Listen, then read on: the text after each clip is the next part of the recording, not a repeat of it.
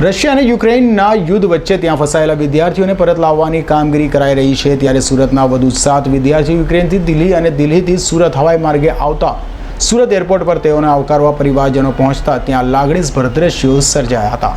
Russia અને યુક્રેનમાં હાલ યુદ્ધ ચાલી રહ્યું છે, ત્યારે યુક્રેનના અભ્યાસાર્થે ગયેલા ભારતના હજારો વિદ્યાર્થીઓ ત્યાં ફસાયા હતા, જેઓને પરત લાવવા માટે ભારત સરકાર દ્વારા ઓપરેશન ગંગા હેઠળ એરલિફ્ટ શરૂ કર્યું છે। તે સુરતના અગાઉ 6 વિદ્યાર્થીઓ સુરત આવ્યા બાદ વધુ 7 વિદ્યાર્થીઓ સુરત આવ્યા હતા। યુક્રેનથી આ લિફ્ટ કરી દિલ્હી બાદ દિલ્હીથી વિદ્યાર્થીઓ હવાઈ માર્ગે સુરત આવ્યા હતા।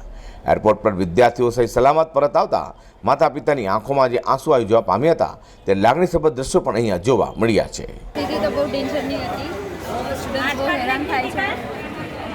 યુક્રેનિયન બોર્ડર પર લોકો બે રાત અને 2 દિવસ અમે ઊભા રહ્યા, ત્યારે ટર્ન આવ્યો ક્રોસ કરવાનો અને માઇનસના ટેમ્પરેચરમાં ખાધા પીધા વગર ઊભા રહ્યા હતા। આખું બોડી નમ પડી ગયું હતું, અડધા સ્ટુડન્ટ્સ બેહોશ થઈને પડવા લાગ્યા હતા।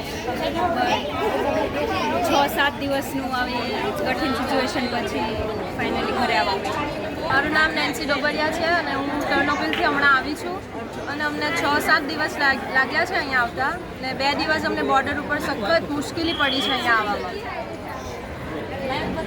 અને અમે ડૉક્ટર પ્લસ એજ્યુકેશન અને ઇન્ડિયન એમ્બેસીને થેન્કફુલ છે કે એ લોકોએ અમને અહીંયા લગી મદદ કરી આવવામાં। ને અમારી હજુ એક રિક્વેસ્ટ છે કે બીજા સ્ટુડન્ટ્સ જે ફસાયા છે હજુ કીવ, સુમી અને ખાર્કિવમાં, એ લોકોને મદદ કરે।